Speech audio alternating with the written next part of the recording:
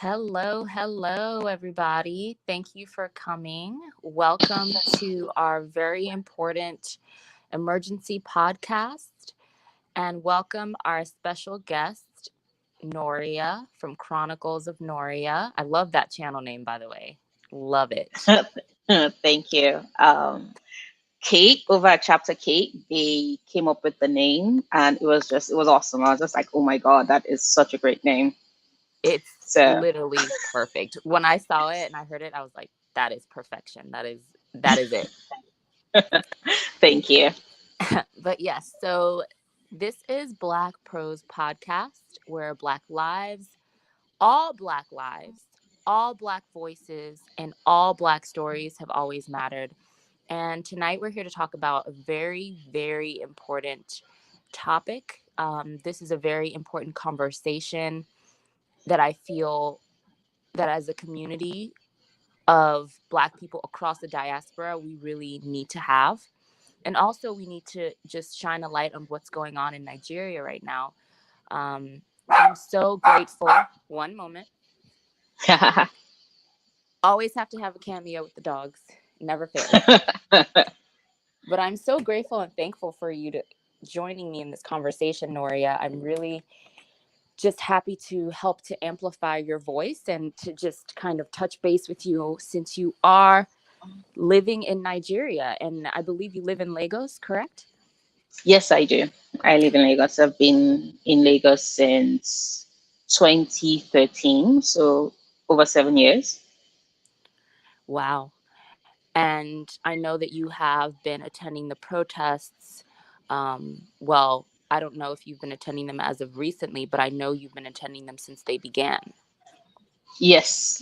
I attended the protest every day until the curfew was declared on Tuesday, October 20th. I overslept.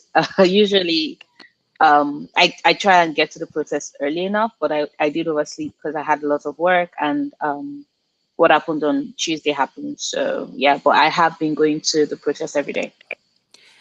So before we really get into it, I just want to give everyone a little bit of background on SARS and what's going on in Nigeria right now, and then we can go a little bit deeper.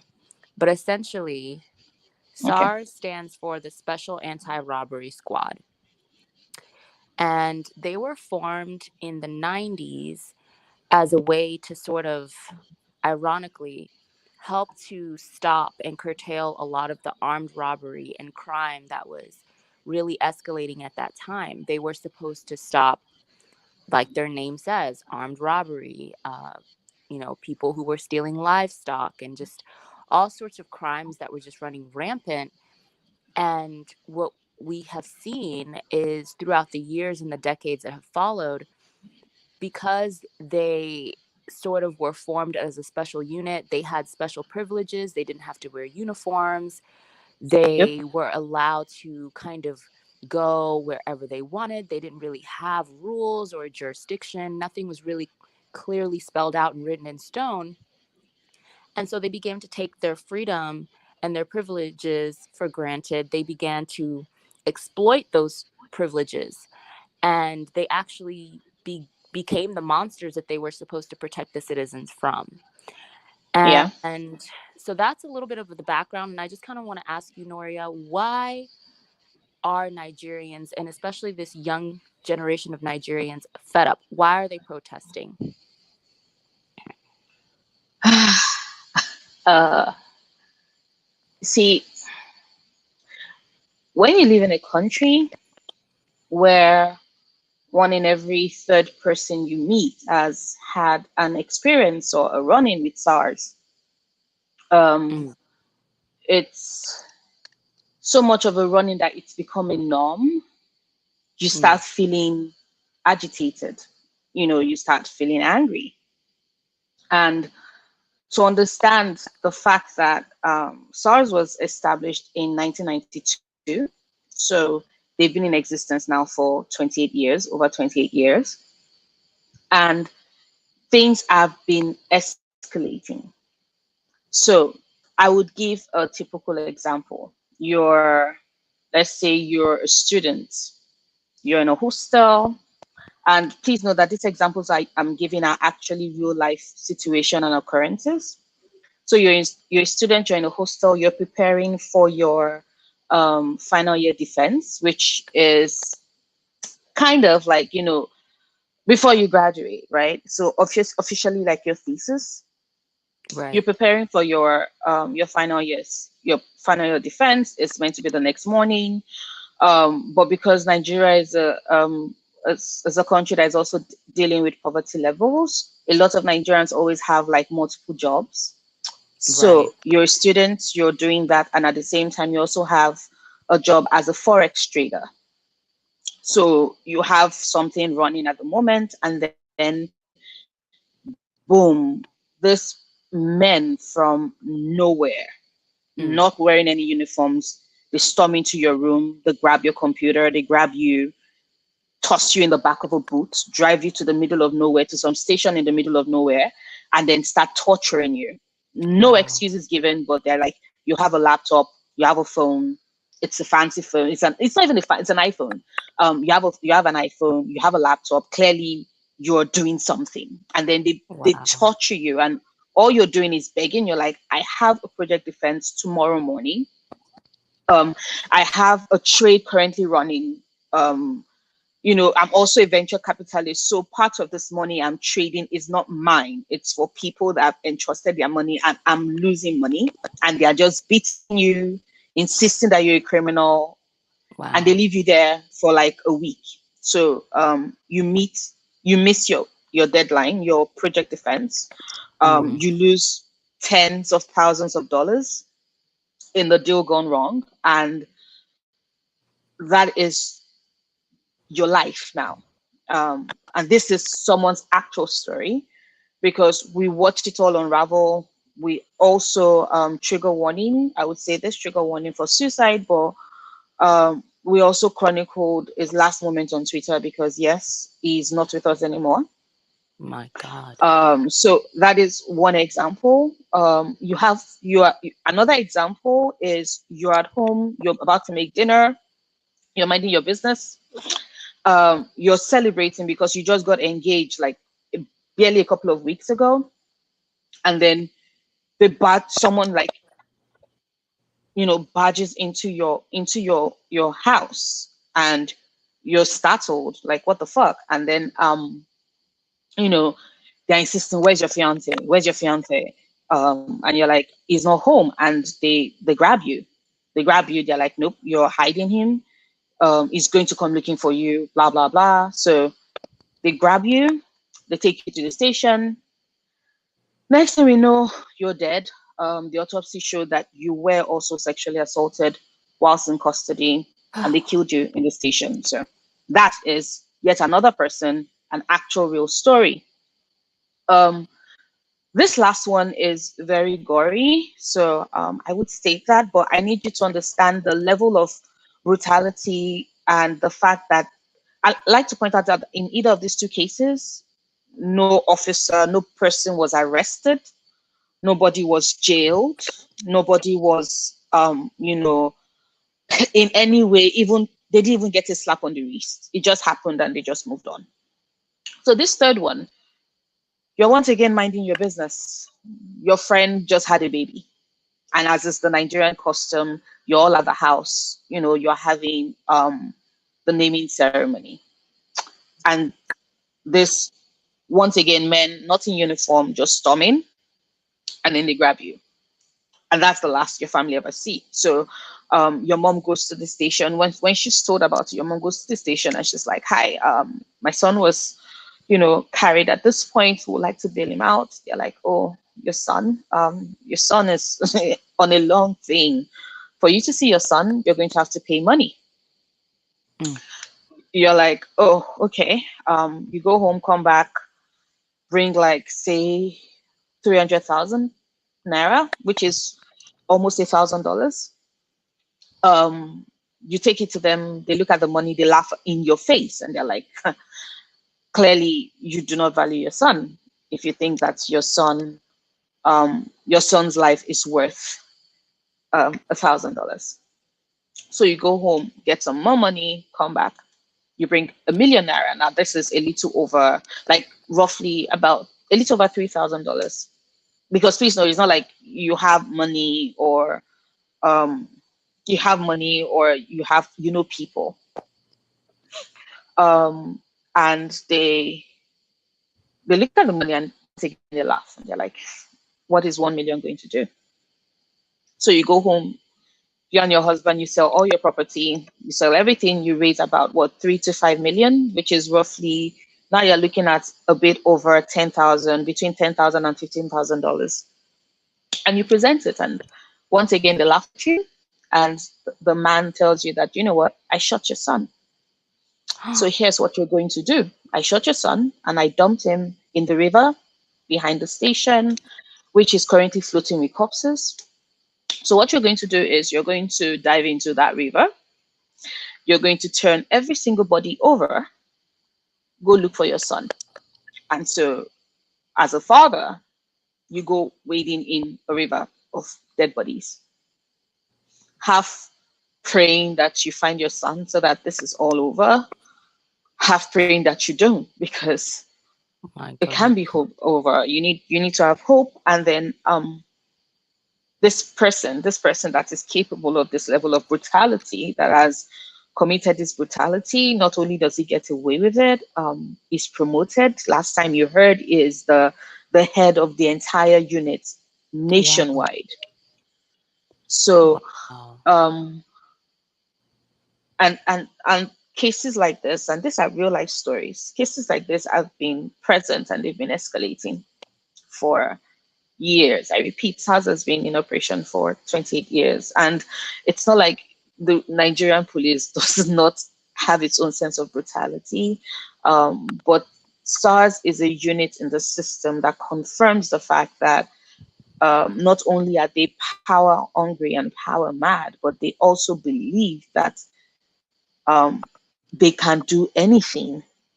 They believe that they have the power, and it is not uncommon for a SARS official to tell you that I will kill you and nothing would happen. Wow. And they will tell you to your face.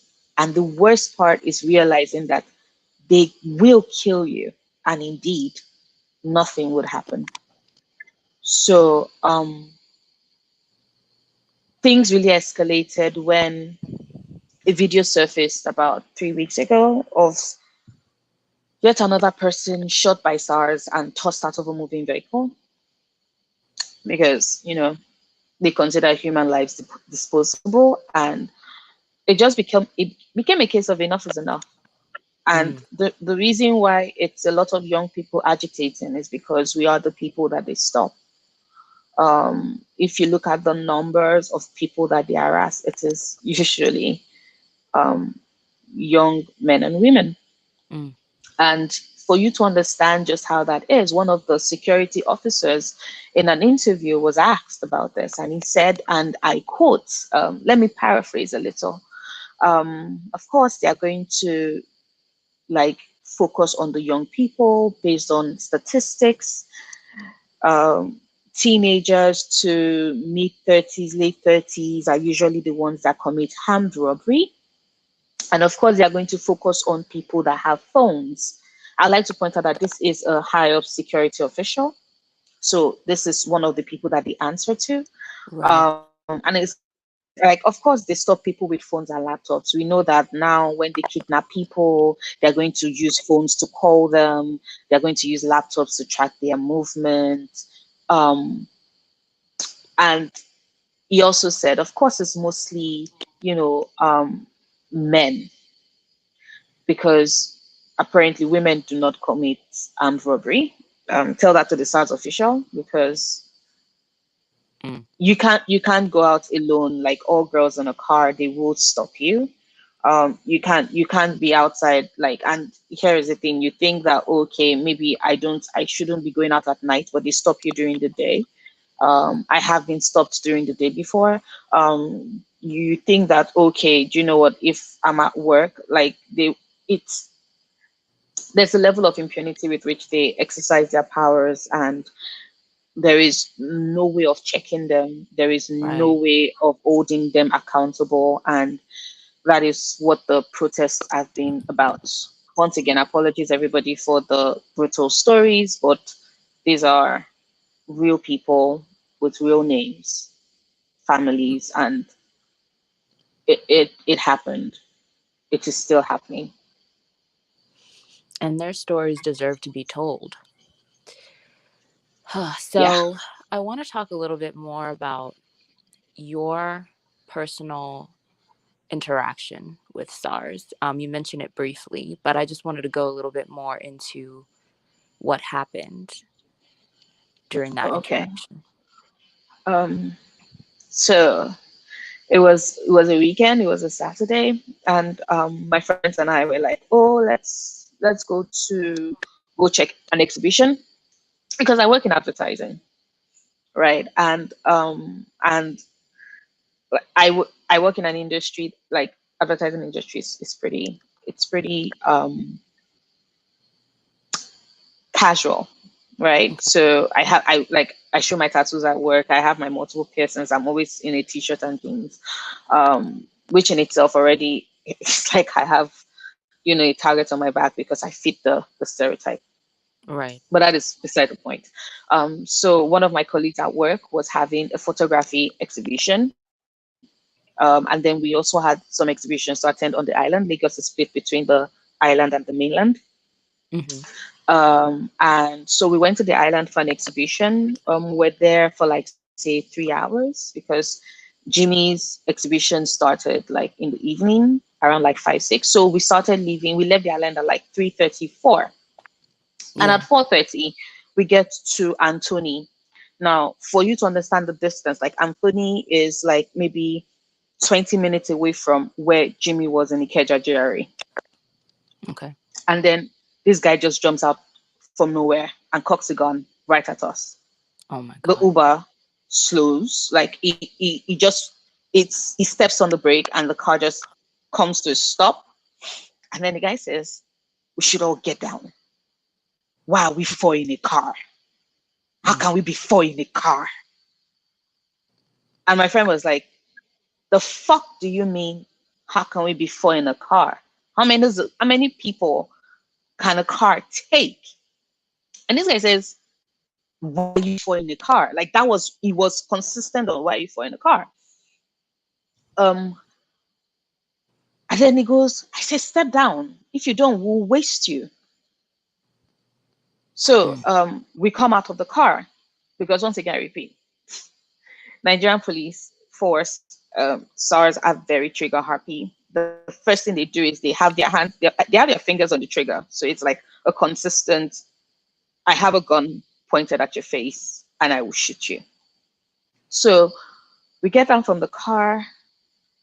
The Uber guy is like, "I'm an Uber driver. Do you need my details? Here are my documents." And the guy said, like, "No, no, no. We know you're an Uber driver. We don't have a problem with you. It's the ones you're carrying. Why are you four in a car?" Mm. And then they say, "You would have to answer at the station." Now, for you to understand, the the one thing when you have an interaction with the SARS official, never, ever, ever agree to be taken to the station because there's a 50, 60, 70% chance that you're never coming out. So it's like real kidnapping. Like never allow yourself to be taken Oh to a yes, location. it's definitely a real kidnapping, right? Because they are going to torture you. They are going to bring up Trump charges. If somebody outside does not know that you're there, you're just going to be there being tortured for eternity. Mm. Um, um, and all my friend was thinking was that you're like it's worse because we're women, so you're not going to only face the physical brutality. There's also going to be sexual assault. Right. So all she kept insisting was that we're not going anywhere. Anything you want to settle, we're going to settle it right here. We're going to have this conversation. You're going to tell us exactly what we did wrong. You're going to determine it right here. And the thing about Nigeria as well is also the fact that like people were gathered, but they were not really doing anything Mm. because Nigerians like to wait for something to happen Okay. before they step in, which is also the reason why the protests are very important. So, and we stood there arguing with this guy for 3 hours. For Wow. 3 hours, I was there, and my friend was insisting, and she was like, "You're not taking us anywhere. Anything you want to do, you're going to sort it right here." And there were like 5 police officers, every single one of them with a gun cocked and their Mm. fingers on the trigger. And the only thing they could say when we said, "What did we do?" was, "Why are you four in your car?" My That God. was that was the only thing. And um, I would say that if not for the fact that I have a very stubborn friend, and she was very insistent, that was the only reason why they waited. They wanted to tire us out, and she was just insistent. She's like, we're not going anywhere. Anything you're going to say right here. Any charges you want to press, you're going to attempt to press it right here. You don't have a warrant. We have not done anything wrong. You cannot tell us that the reason why you're stopping us and threatening us in the middle of the road is because we're four in a car. That doesn't make any sense. So you're going to have to tell us exactly what we've done. um and that's another thing, because if you also don't if you're also not aware of the law, it's also easier for them. But like I said, the core thing is never let them take you from the position where you're at. And I recognize the fact that we were just supremely lucky, Mm. because they've also killed too many people in the street Mm. mid argument. And I'm only guessing that the reason why they didn't do that was because her voice was so loud. She was screaming at the top of her voice that people in their houses were coming out. People Mm. that were walking by were stopping to look. Like I said, Nigerians like to assess a situation before they step in. So nobody stepped in. Like they saw the police officers with their guns cocked and their hands on the trigger, and they were just waiting to see exactly what will happen. And then like eventually after 3 hours, because I know that we got there at like past 4, and I didn't get to Jimmy's exhibition, which was meant to be a 20 minutes drive away, until like past 8, nearly to 9. Wow. And I get there and he goes, "Oh, you're late." And I'm like, "Dude, you should be lucky. I should be dead." And Mm. then he goes, "What happened?" And I said, "SARS." Like, and that's the thing. Like in Nigeria, all you have to say is SARS, and everybody automatically gets exactly what trauma you just went through that you got to that point. And we're also lucky, because it's also not uncommon for them to pick you up, take you to an ATM, and have you drain your entire life savings. And if you Wow. don't, they shoot you, and they tell you, you don't withdraw the money, we'll shoot you. And like it's a casual thing. Your life has zero value. They don't care. So it's like I Wow. said, one in every third 3 person young enough has most likely either had an experience with SARS or knows somebody personally that has had an experience with SARS. So are they mostly located in the larger cities? Are they Oh throughout? no, oh no, they're all over the country. They're all over the country. You can be minding, like we've run into some of them even on the expressway, even on the express. You're traveling like, and that is even the worst part. That's the worst place to meet them, on the express, because there's nobody for miles. You're fucked. Yeah, there's no witnesses. There's no witnesses. Somebody was telling me that and this was because the whole point of the protest as well is for people to also share their stories. And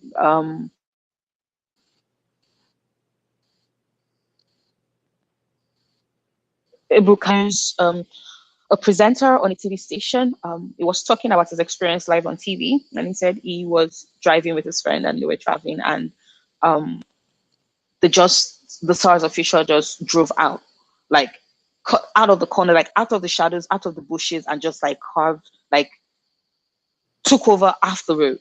And Wow. his first thought was that, oh my God, this is it. These are thieves. These are robbers. So immediately like threw his car in reverse and drove like off and turned and was trying Hmm. to find like, and the car was chasing him, and he was like, oh my God. And the car was chasing him, and it wasn't until he got to a particular close that he realized that they had been leading him straight into an ambush, because it led him to that point, and boom, 5 to 6 cars, all these plainclothes police officers of the SARS unit Mm. step out, Mm. and then without a word, they cocked their guns and shot straight at their car. Wow. Every single one of them. And like, so they're everywhere. They're everywhere. It's like a cockroach. There is no corner of Nigeria that you go to that you will not run into one of them. So something I've been seeing a lot that really infuriates me, but I think it's just goes to show the ignorance and the lack of education that people really have Yeah. about not only Nigeria but just Africa and African nations in general is, oh, why doesn't their government do anything about it? Why do we need to step in? Why are they trying to get Uh, the uh, attention of the international courts? Why are they trying to get the attention of other nations in the West? Why can't their government do anything to help them? because the African leader is a dictator wearing the civilian robes of a democracy. Like that is the only way I would define it. And I think that They a lot they of people operate. don't. Go ahead, Yeah. Noria. No, I'm continue. sorry. Oh no, please No, go no, no, ahead. continue. Okay.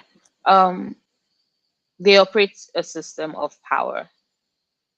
They would bring you to heel in the most brutal, bloody way possible. It is what they've always done. They would crush your body, crush your spirit, crush your soul, and they would use the force to do it.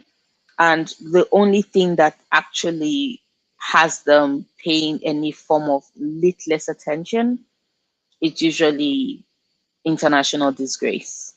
But Mm-hmm. there's a thin line between international disgrace and the intervention from the US, which I don't think any country should want, because if there's anything that has been persistent, is that their number one export is war. And Mm. we don't want war. We want them to be held accountable. We want them to be held accountable. So they don't step in because they benefit off of it. Because SARS is yet another security instrument used by the government in order to bring its people to heel, in order to let us know that we are expendable. And they also know that the best way to control people and terrorize their people that they seemingly, pandered to when it was time for elections because they wanted to be elected. Um, it became a case of we are not the electorate, we're just prisoners to be terrorized into behaving. So the reason why people insist, like we all insist, that we need the international community to also be like it's a case of pressing your opponent from both sides. So we do our bit in from like nationally, and we also need there to be outcry internationally. Also because consider this, most African leaders are also big time looters, Mm-hmm. and they've drained everywhere dry. Their monies are Mm-hmm. not here. Their No. monies are in those international, are in those or those other international countries. They would not pay the doctors and have people turn a tree branch into an IV stand Mm. whilst they build ginormous mansions and buy flashy cars, because they also know that should they fall ill, they will never be treated in a Nigerian hospital. They would always be flown abroad. So it's important for like there to also be international outcry, because there are so many things that can be done. Travel bans exist for a reason. If you insist that they are not going anywhere, if countries unanimously insist that they're not going anywhere, they will fix the country, because they know for them not to do that means that they are going to die, and we are going to dance on their collective graves. Mm. So yeah. Also because uh, African governments love to gaslight their citizens, so it's important for other people to also be in that conversation, so you know you're not going crazy. It's so interesting to me because I see a lot of hypocrisy in the international community when it comes to not just this situation with SARS and the protests in Nigeria, but other brutalities that have occurred throughout different African nations. And I've always been very proud to be Nigerian, and I've always loved my heritage, where I'm from. But it's always been drummed into my head since I was a child how corrupt the government is.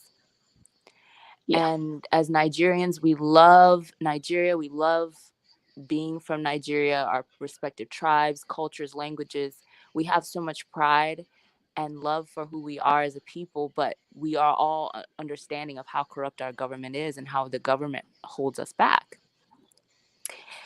And I just think it's interesting that so many Nigerians marched for Black Lives Matter. So many Nigerians came out in support full force and went so hard when the things were happening in America that were basically exposing police brutality in America. And of course, you know, with white supremacy that being the underlying cause, Africans, not just Nigerians, came out in full support. And as a Nigerian American, it has been very disheartening to see the silence from Black Americans and even some other Nigerian Americans and even just Blacks in the diaspora concerning what's going on in Nigeria right now, because Nigerians go so hard for everybody else. And it has been very shocking, disheartening, and saddening to see. I mean, we have had some voices speaking out more recently, especially after what happened on the 20th, which I Yep. will let you expound upon in just a moment. But I kind of wanted to talk a little bit about just how you feel about that, if anything.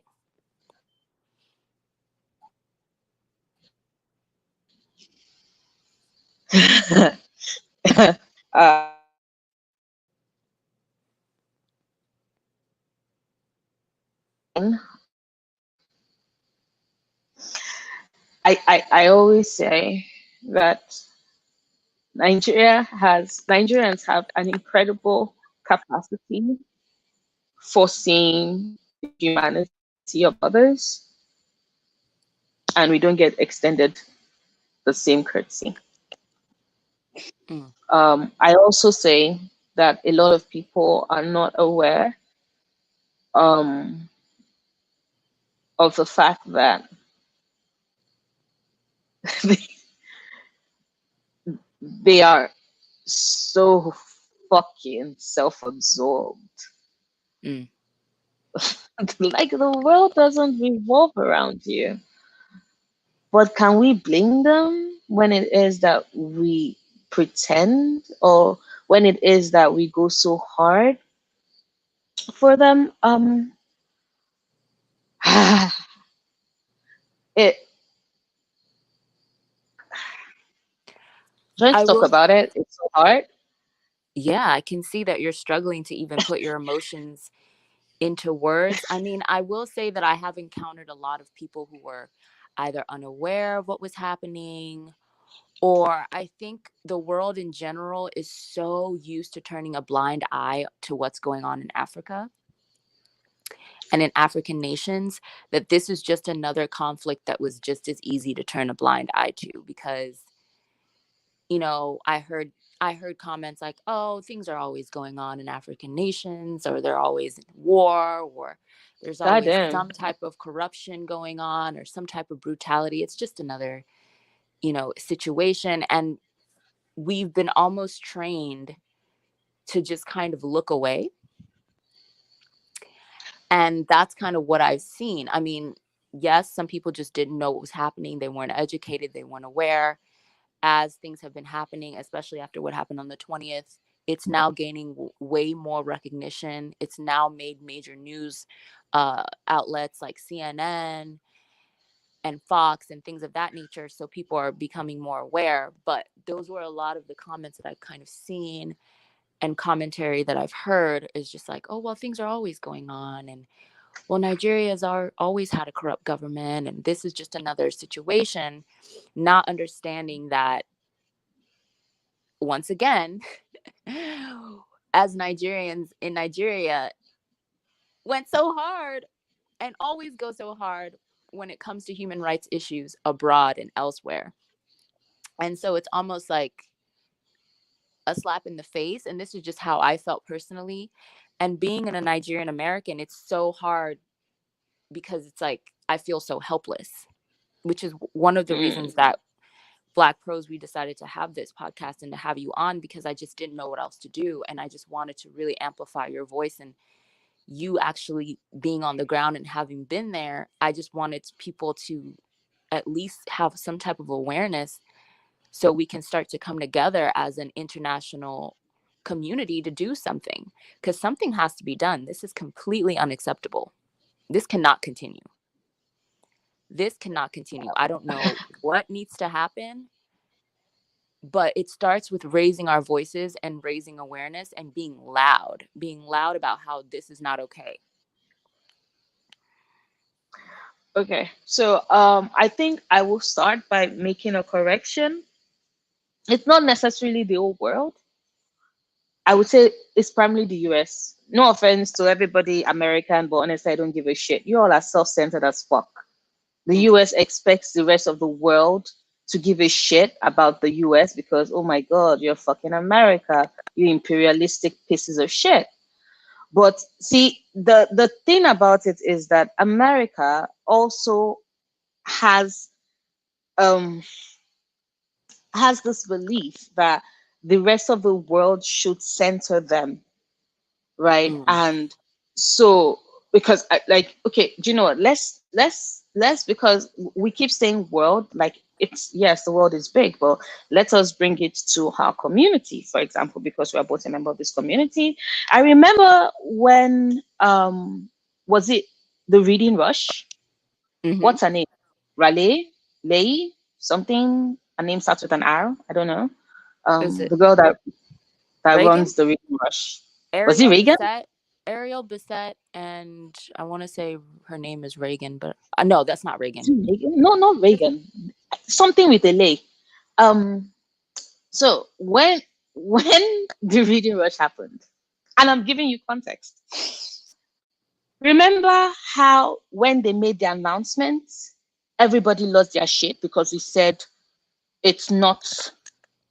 Aha, Raylene. Thank you, Raylene. Because I know I was like, Raylene. There we go. her name has a Ray somewhere. Um. Right. So remember when they had the announcement, and we're like, of all the days where you have the announcement, The worst you fucking day had it possible. today.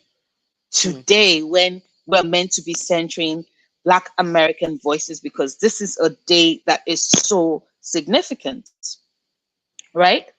right. Um, and we all came out and we're like, how could you do this? And I remember what was their response. Their response was, I didn't know.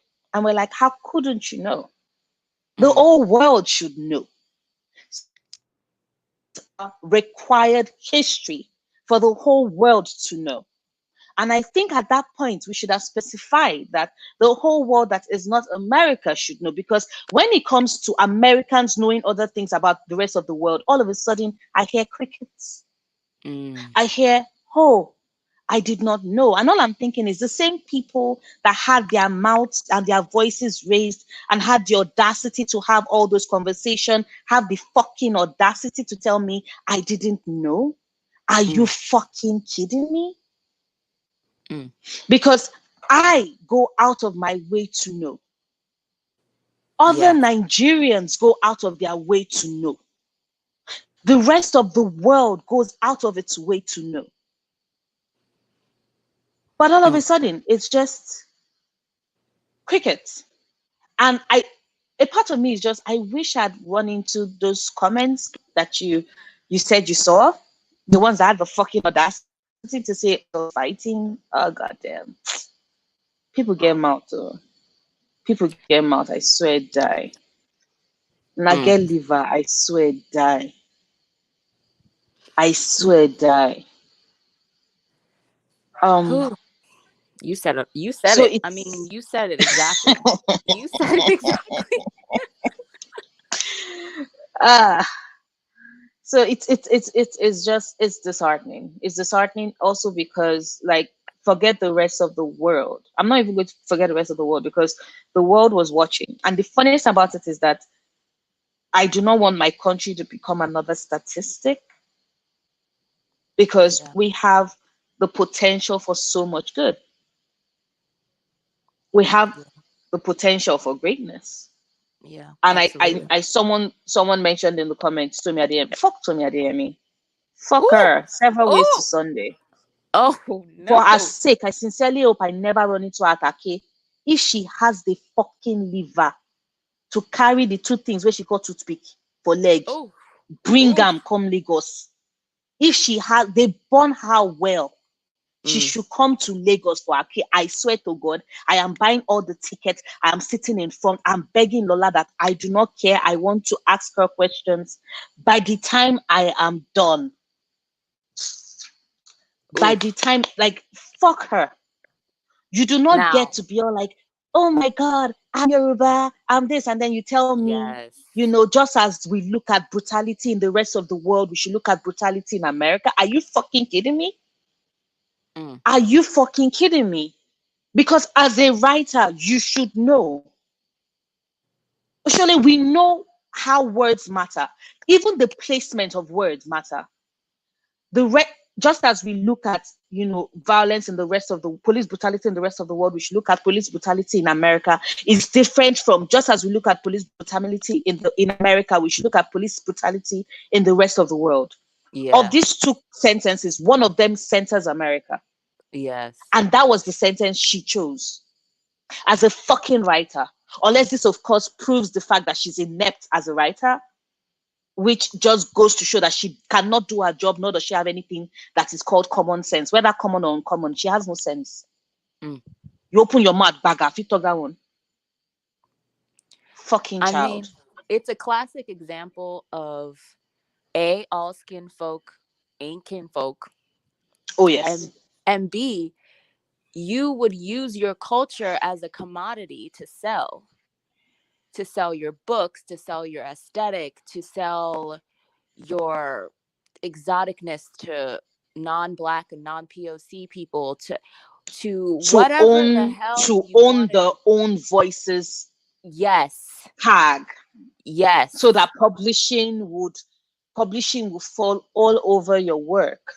Right. All over your work, and they would use Africanness to excuse any mediocrity in what you have brought. Ooh. Ooh. Because they cannot afford to challenge your work African. And I say African because even from I'm this is not meant to be a rant review of Tomi Adeyemi's work. But it's more of a case of the reason why we say people with platforms are needed is because of this. And I know that other than Sui Davies and of course Onidi and Tochi, like I have Mm-hmm. been looking at all this. Of course, Akweke always talks, like Yes, which is always. when it let's even talk about it. You have people on BookTube have the fucking audacity to open their mouth and tell us that Akweke Emezi is one of their favorite writers, right? That Mm-hmm. they love freshwater, they love Mm-hmm. pets, they love the death of Vivek Oji. And all I'm saying is that how the fuck, how the fuck do you say these things? And then this matter Mm. that is connected to Akweke, not just because they are Nigerian, but also because their younger sister, Yagazie, is a photographer who lives Yes. in Lagos, who is Living in covering the Lagos. protests. Who is Ooh. covering the protest? You have the fucking audacity to open your mouth with the same mouth. You tell me that, oh, Akwege is one of your favorite writers. But when it comes to talking about this issue that is so deeply connected to one of your favorite writers, all of a sudden it is, oh my God, I do not have the range. You don't even need the range. A fucking constant retweet. I know and that's I said, I know my Twitter feed has been a total mess, Mm. but this thing needs to be said. And the reason why we preach platform is because the world needs to know. Not just, do you know what they attempted to do on Tuesday? Like after Tuesday? They are attempting to gaslight an entire nation. And the only reason why they are failing is because people are talking about it. People are retweeting it. I every single day I come on Twitter, I wonder if that is the day when my country will cut off my internet. Ooh. If that is the time when I will not be able to tweet. So let me get this straight. If Nigerian government does successfully pull off, like cutting us off from the internet, I'm going to have to rely on people who have decided that, oh my God, like I'm so stressed. So many things are going on in the world at the same time. I really do not have the capacity. You all are bullying me for trying to force me to talk about this issue. Must we all talk about this issue? You don't know what I'm doing off camera. I'm doing things behind the scenes. Like, who the fuck are you? Are you filming Avengers 2, 3, 4, Ooh. 5, fucking 6? Behind the scenes? Are you mad? Behind Mm. the scenes. Ah, Jesus. People have mind, sha. It's a disgrace. And in fact, it's there's no excuse, in my personal opinion. There is absolutely no excuse, because when it comes to something like the Black Lives Matter movement, everyone is able to, all of a sudden exhibit their wokeness as a badge of honor, make 4, 5, Yeah. 6, 7 videos, be able to gain subscribers, Oh thousands yeah. of Twitter followers, Benefited. They monetize their profited off of it.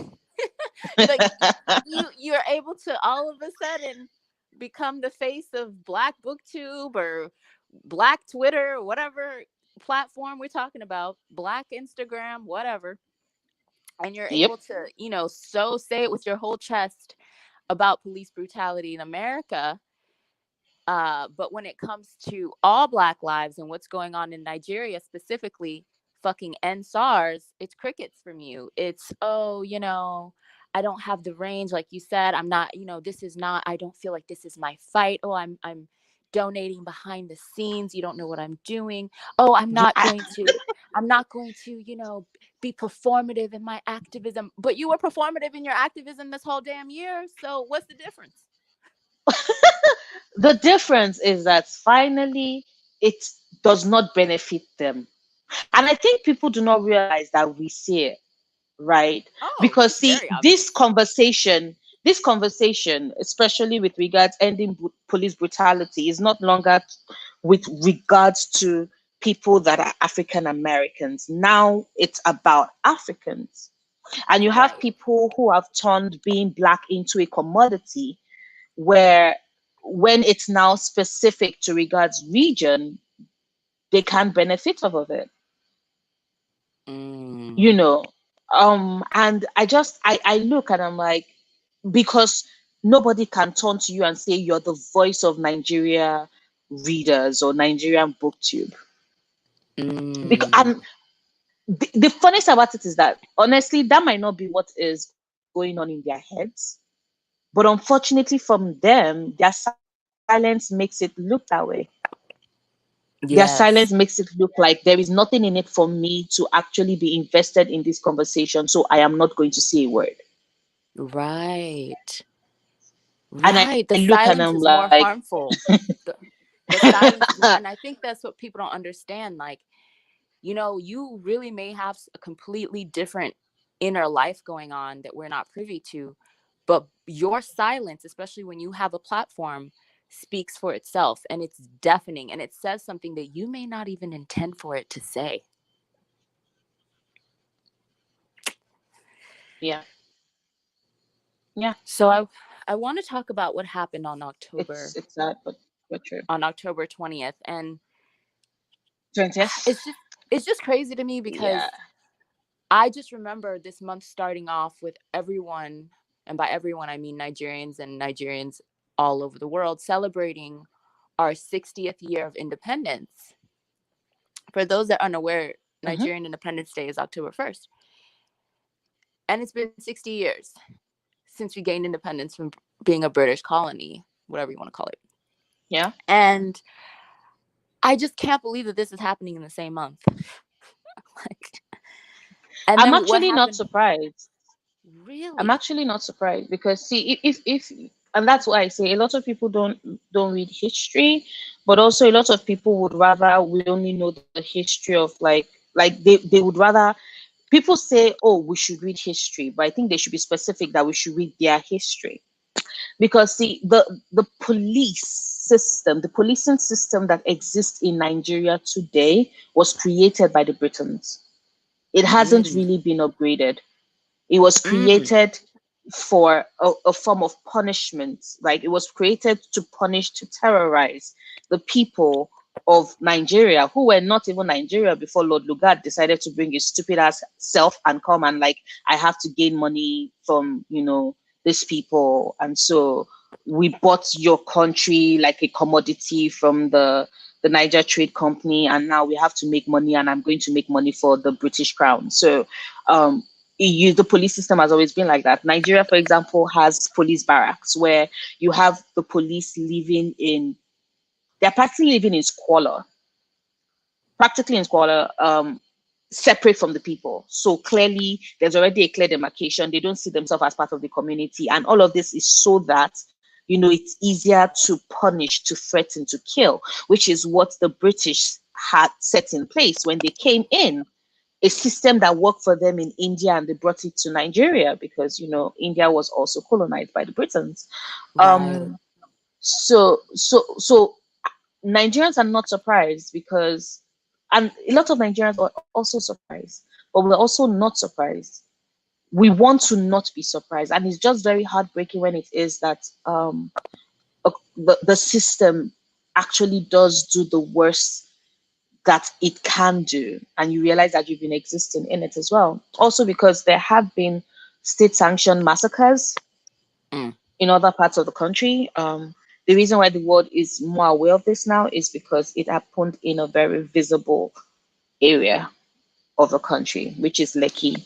Lekki is filled with a lot of, I would say, a lot of middle class, yes, middle class wealth, but also very poor communities because capitalism is a bitch. mm, Um, So, uh, what happened on October 20th? October 20th started on like every day, like every other day. We're all excited. We're still protesting. Yes, we're tired, but we're coordinating. There's community on the ground. We're feeding ourselves. We're taking care of ourselves. We're bailing ourselves out of jail. We're showing that like if we actually have people who are knowledgeable and who actually want good to prevail, like a system can actually work in Nigeria. We had created our own response service because Nigeria is the same country where you have to joule your own water because the state is not providing you water. You're going to have to generate your own electricity because you barely have electricity 24 hours a day. Not barely, you do not have electricity 24 hours a day. You have to go to private school. You have to like fix your own roads. You have to like pay your own hospital bills. You also have to find a way to protect yourself because once again, Nigeria, yes, I agree that a lot of countries are still dealing with the scars of colonization. So once again, fighting. So we left, like, everybody left excited, going to go and protest. We had been staging protests all over the country. I was in, I was like, I've been going to the one in Alausa because it's closer. We also have people going to Lekki now. Lekki toll gate is like run by the LCC company. A loan was taken in order to build it, but since the loan has been paid, and the reason I'm giving you this is because you need to understand context, Mm. right? So the LCC is primarily owned by Bola Ahmed Ashwaju Tinubu, who is the former governor of Lagos State and who has become a sort of godfather in the state, is the one that appoints who the next governor would be. And I say appoint because his party has like held control of the state for a while. Just mostly because the opponents, like, they only wait until when it's election year to come and start campaigning, and people are like, we don't know you. So Right. so people have been voting Tinubu's people. And Tinubu owns the toll gate. So the protests have been blocking money from entering his pocket. It turns out that he makes almost a little over 300 million every couple of days from the toll gate. I like that to sink in. A little over 300 million. So you're looking at what, practically almost $1 million like every 2-3 days. That's what enters this man's pocket. Wow. So the toll gate blocked means that nobody's going in, nobody's going out, he's not making any money. And clearly, we know that when you're protesting, you have to hit them where it hurts. So international disgrace, also their pockets, because money talks for these people. Turns out that we did not realize, just we had the idea, but it's the impunity for me. So Mm. the governor of the state announces a curfew at past 12 p.m. and announces a 4 p.m. curfew at past 12 p.m. Now, for you to understand how crazy this is, Lagos is a state with a traffic problem that is practically almost worse than New York City.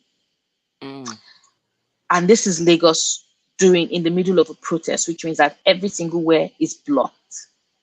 There is Wow. no way anybody will be making it home at 4 p.m. You're delusional. What makes it worse is that the governor makes this announcement not on TV, not on radio, but on Twitter, Oh my to a God. to a country, to a state where a large number of like the residents are definitely not going to be on Twitter. And the ones that are often on Twitter are probably at work, etc. So um um so they it makes the announcement 4 p.m. People at the protests are like, you know what, we're not going anywhere.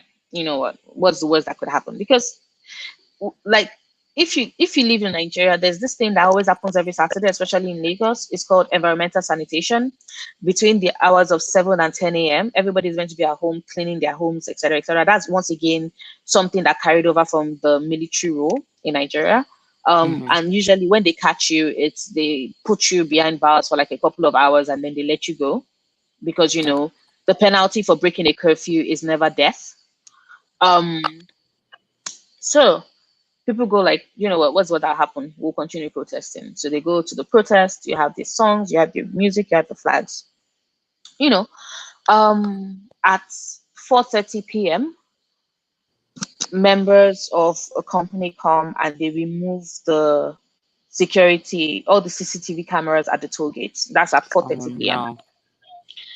At 4:45 to 5, MTN, which is the mobile network, sends a message to everybody in the area that, oh, their servers are down at the moment, so you might not be able to make any calls or etc. Their network is currently under repairs. This was at 4:45 p.m. At like 5 p.m., the state response service, so our version of a 911, Yeah. send a message that, oh, a couple of poles fell down, and so their numbers will not be going through over the next couple of hours. So you Wow. have no CCTV, your phone is not working, no response is coming to you.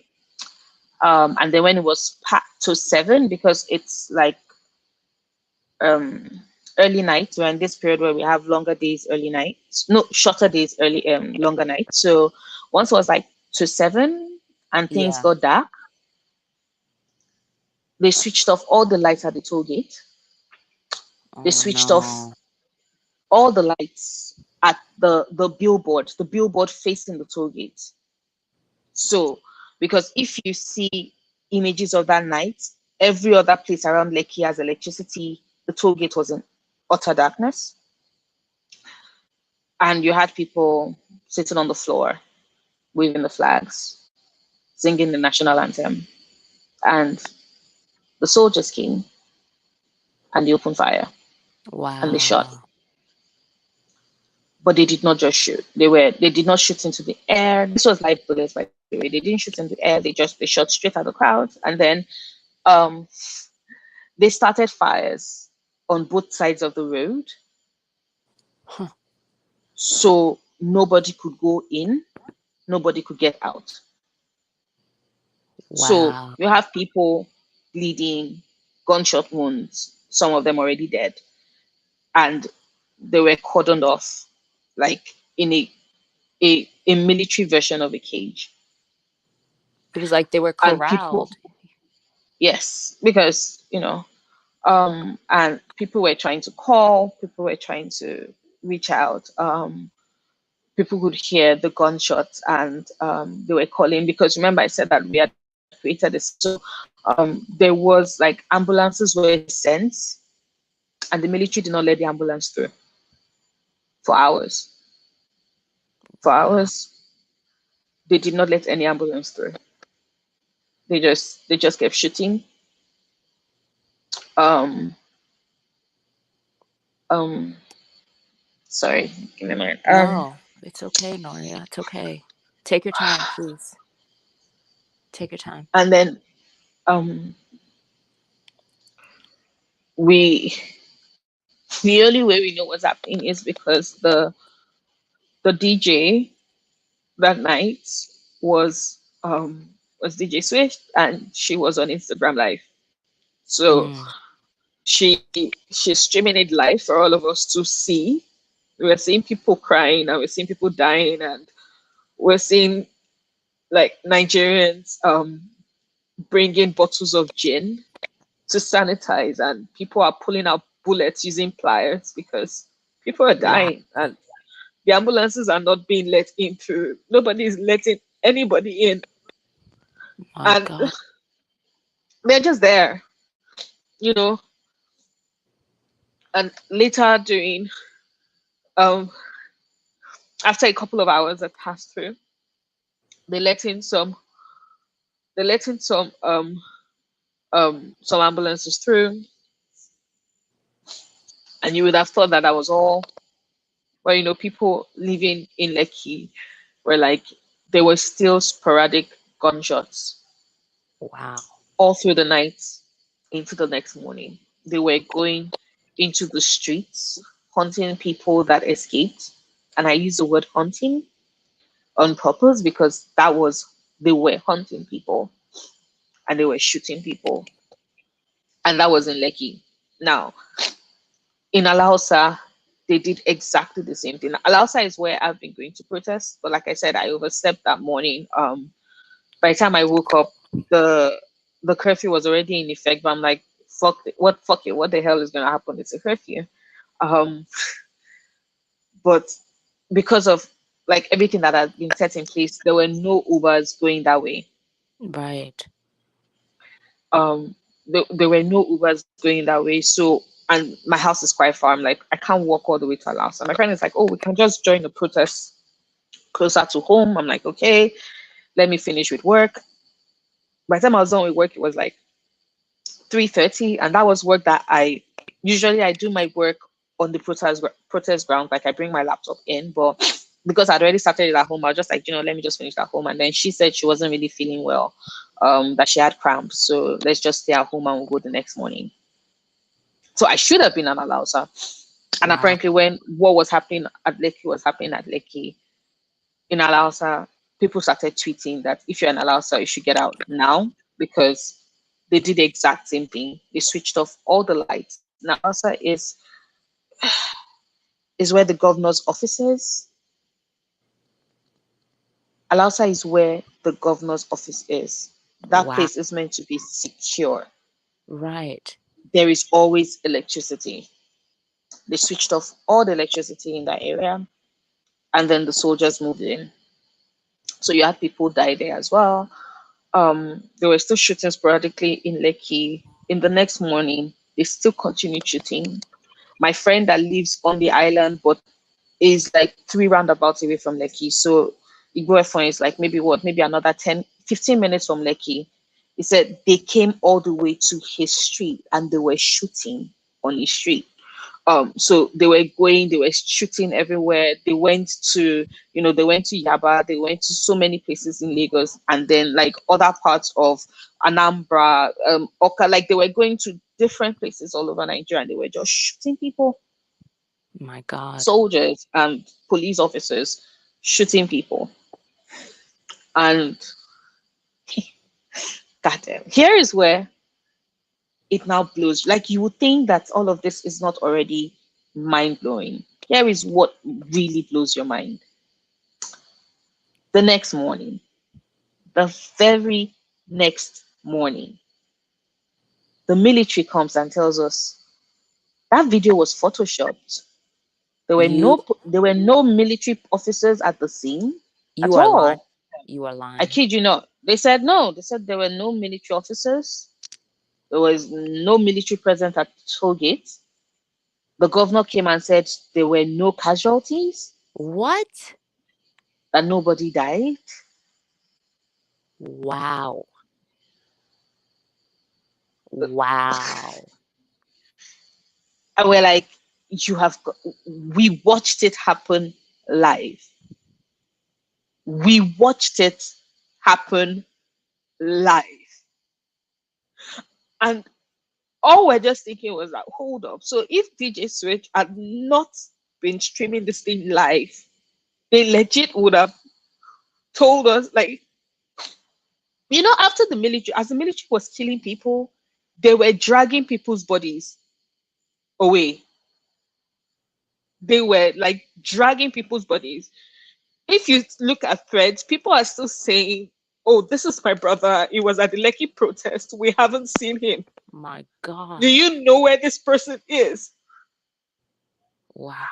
And it's not the first time. It's not. They did it the same thing to the Shiites like 3 years ago, and they lied. They're like, "Oh, nobody died. You killed over 350 people," and they said nobody died. And until we discovered a mass grave, like that was it. And Um, I have it no just, words. yeah. And you know, Wow. I said nobody died. Nobody died. And Well, then this because explains like why. which is the reason why, and I know it was so sad because on Wednesday there were so many graphic images flying all over the place, and the only reason why people were doing that was because we know what they were going to do and we knew they were going to cover it up. So we had to collect like evidence and all of that, and people were just sharing it because we knew that they've been flooding social media with false images and false they've been trying to discredit people. They've been doing so many things. And then after all of this happened, the governor comes and tells us, "Oh, we've only suffered one casualty, and the casualty died at a hospital." Hmm. Um, and we're just like, "You have got to be shitting me." And then the president doesn't say anything at What a all. And waste of then space. on Thursday comes on, offers his condolences to the police. Wow. and tells us basically, if you keep protesting, we're going to keep shooting you. Hmm. Wow. Wow. So yeah, I mean, it's This is a so when level when of someone when someone tells me, oh, you know, I can't deal with everything right now. It's so triggering for me. I'm like, kò ní dá fún trigger. Wallahi, kò ní dá fún trigger here. mm, It's triggering for you to be concerned. I almost died. mm, Your ass will legit come. Like, you're one of those people that will come and be like, RIP. I used to know this person. Such a good mm-hmm, soul. mm-hmm. You know. And that's unfortunately. Like, do you know the amount of RIPs that have been flying? This is a country that is. This is. It's military. It's basic military tactics. It's It what has is. always been done. It's what has always been done. A boy. We saw a boy with a bullet wound in his neck. He was hit by a straight, clearly hit by a stray bullet. But I personally don't think it was a stray bullet because I think that the entry point was just too clean. And I've become so desensitized in the last couple of days that I legitimately am looking at a dead body, analyzing it like that. Because, and the reason why we have to analyze, do you know why I have to analyze it like that? Because his brother made a Twitter thread like maybe 12, 24 hours later, talking about how, thugs came and they burnt all the police stations around, and they were living in the barracks, and they burnt his mother's car. And when like they wanted to grab his mother, his brother came in and they stabbed his brother. Wow. And that, oh, nobody should blame the police, it is not the police fault. And someone was like, see, his brother has confirmed. I'm like, one, you live in a country where the military shot people and were cold-blooded enough to drag their bodies away so that the murder count can be reduced. Huh. You live in a country where someone strategically went and removed all the CCTV cameras, made sure that there was no network coverage so you could not make any calls, made sure that the state response service was not working, switched off all the lights in the area, switched off all the lights in the billboard, shot people, and then was still had the callousness to block the road so that the ambulance could not get to the bodies. Mm, You live in a country that would do all of this, and you do not think that the first people they would go is to the families of those that we have like names of in order to shut them up.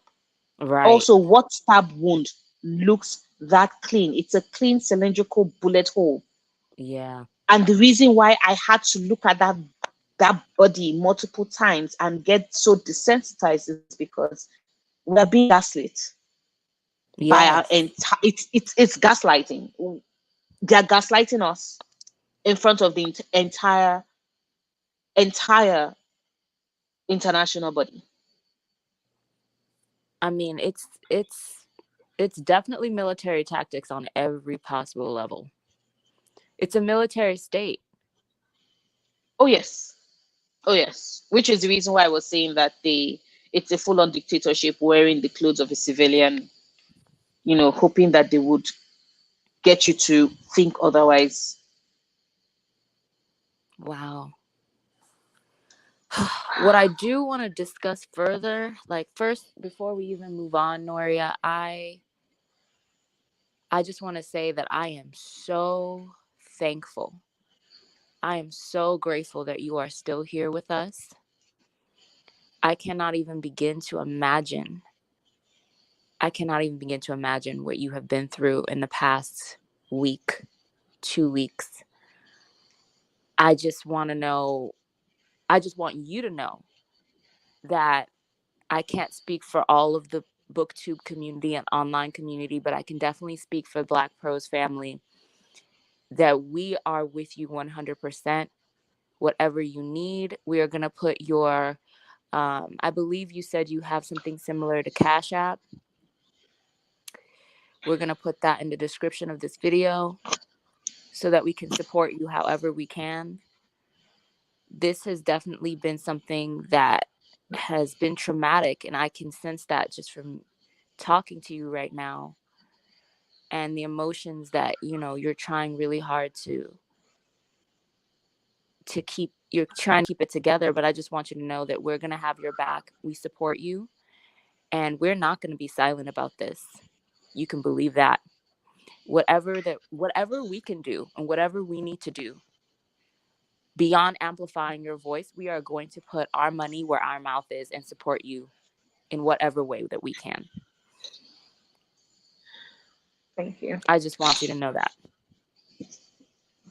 Thank you. But I do want to talk about also the fact that this has definitely sparked what some would call the beginnings of a revolution. Oh yeah. I've been watching videos of my fellow countrymen finding warehouses of food that were being hidden. I don't Yeah. know. I mean, that Oh. just blew me. Blew me. Like you have to be specific. You can't just say food because people won't understand the context. So yes. these are palliatives. These are COVID palliatives, which for those that do not know, right? Nigeria had the explosion of COVID cases in March. There was a lockdown put in place in April. Please note, I said April. This is what month? This is October.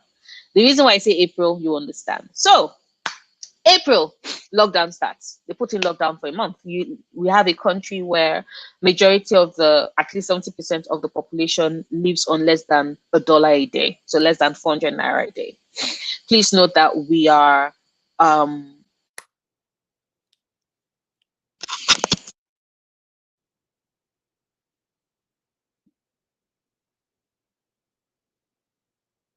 accidentally muted myself.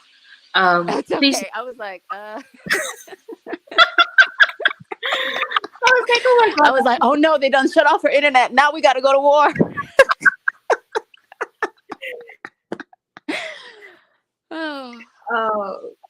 So please know that we're a country with like poverty level is low, and we're also the country with one of the highest paid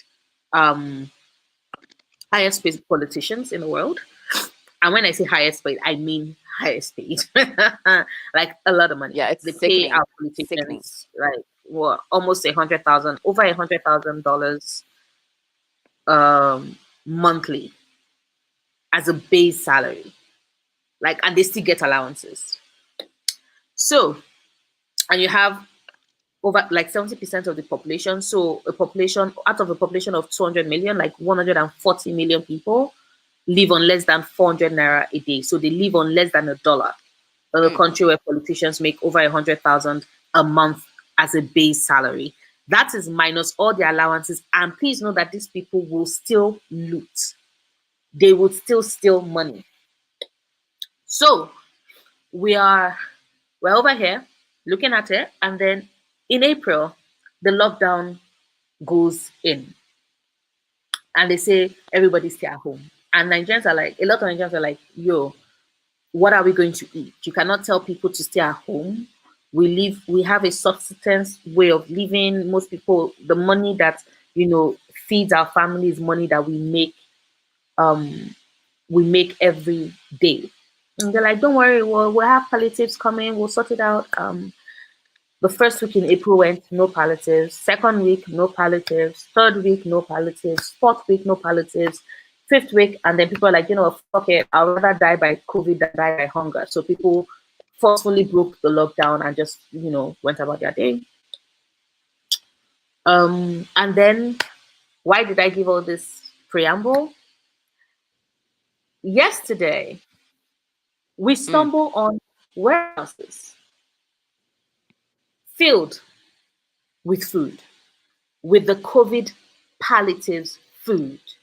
And when I say warehouses, I mean that even with people trooping in to get this food for the entire day, by the end of the day, that's nearly 24 hours later, they have not gotten to half. There's still shit in there. Of this place.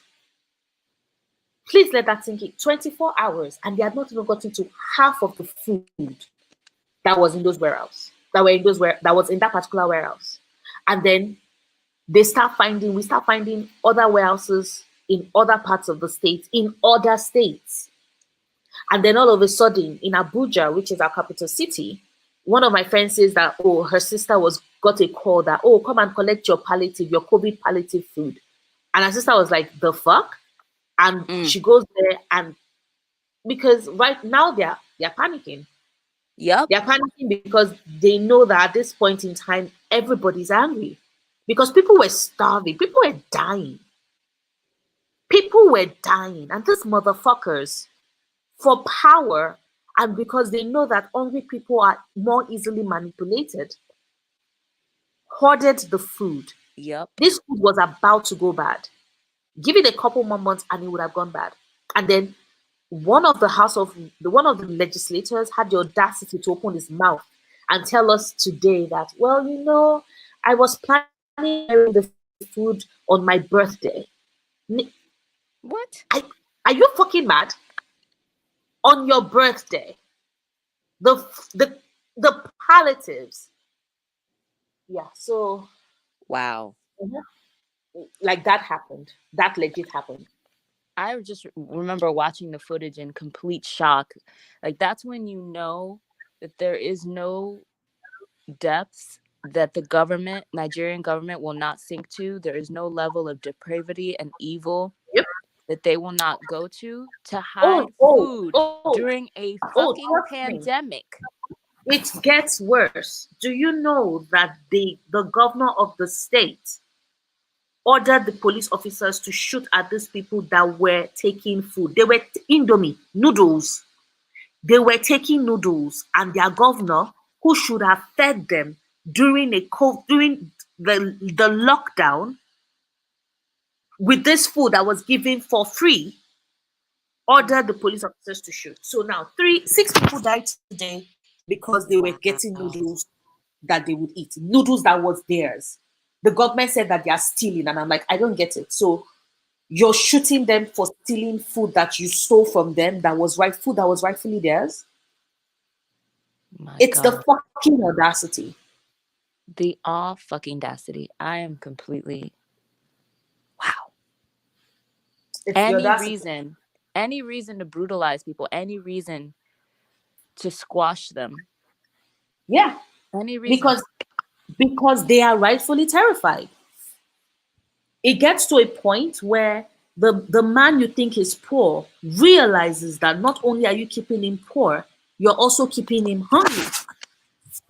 You're also 6 days ago, the woman that is the minister of humanitarian efforts said part of their plans to raise women out of poverty, they are going to give 20,000 naira to 700,000 women to help them better their lives. 20,000.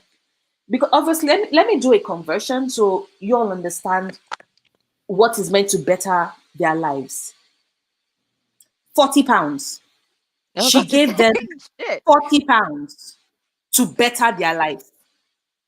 And they wanted applause. What a joke. 40 pounds to better their lives. It's a joke.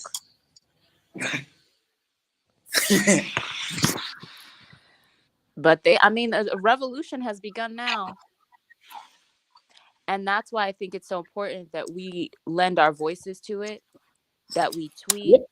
that we whatever we need to do. If you can't donate money, if you can't look into organizations that are going to help Nigerians on the ground that are protesting, that are out there doing the hard work, then you have to lend your voice to making this visible. Because like Noria was stating, the Nigerian government, what they hate is they hate that negativity from the international community. They hate being seen for who they really are and what they really are and what Yes. they're really doing. Yes. They're trying Yes. so hard to cover everything up because they don't want the world to know what's really going on. Yeah. Because all of their money is for outside. All of their special interests, everything, all of their wealth.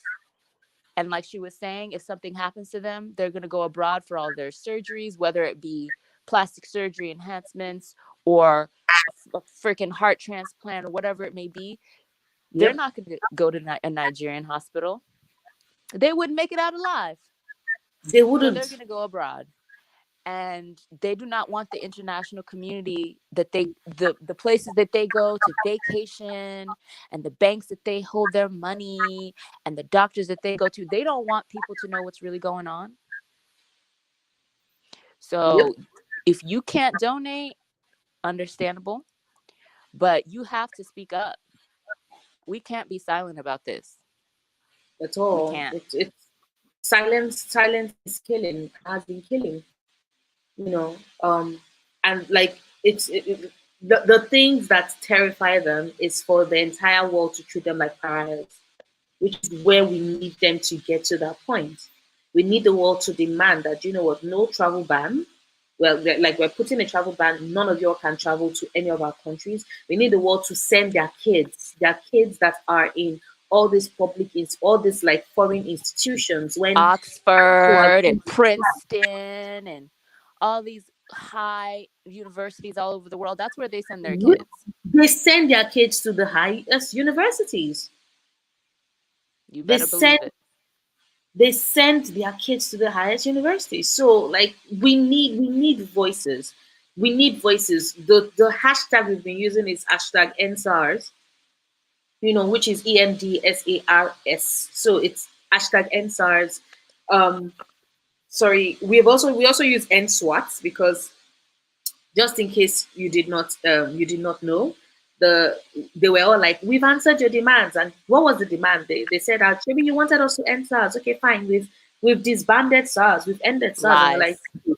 you've been disbanding SARS since 2016. You've disbanded SARS 4 times in the last 4 years. You've disbanded SARS 4 times in the last 4 years. And then they're like, well, we can't just leave the space open. So we're going to create a special weapons and tactics unit, that would step in for SARS. And we're going to recruit members from SARS to join SWAT. They're like, dude, so all you're doing what you're basically said is you painted a bus from red to yellow and said that is no longer a bus, that is an airplane. So go and fly. Like, you think you're stupid? They're like, but we've already disbanded it. What else do you want? I'm like, okay, clearly you all are not listening. We want accountability. We want a full-on police reform, which is what we're pushing. And to show you how important it is, SARS were still kidnapping people today. Like, if you go on Twitter, people are still sharing news and they're like stories of what happened to them today. Oyibo in Port Harcourt, they spent all of 2 nights ago shooting and murdering people in Oyibo 2 days ago.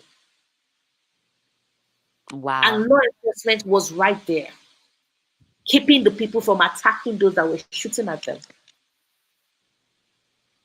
Nigerians hate being made to wear their shame visibly.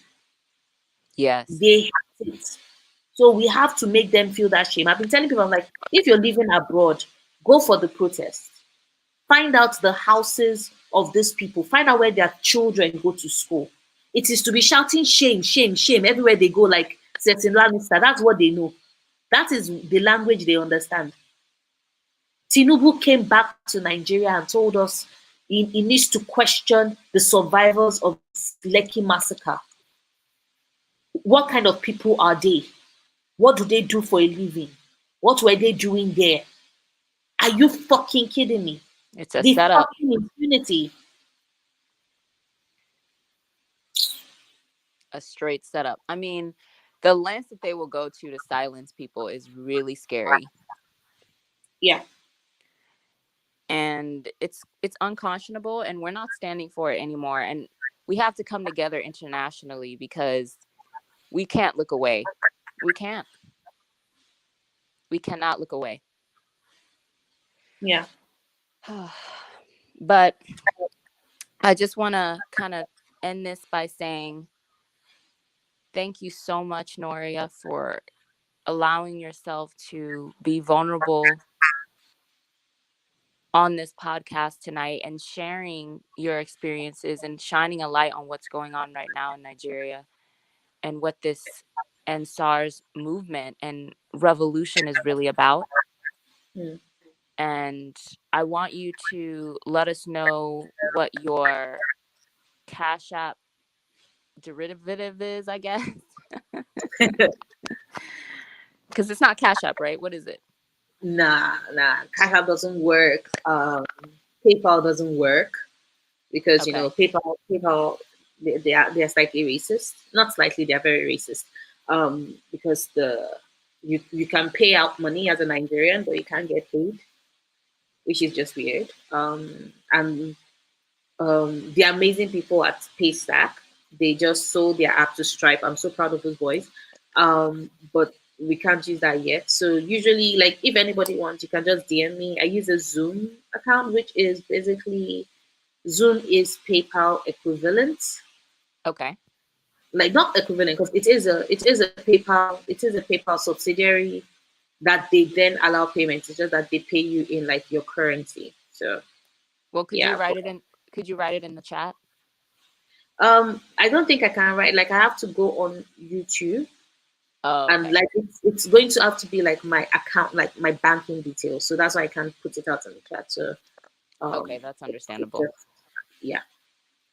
So, what's the best Please, way like for people to send you what they can is to DM you? yes, it's to DM me. Yes. Okay. So, give us your social media handles.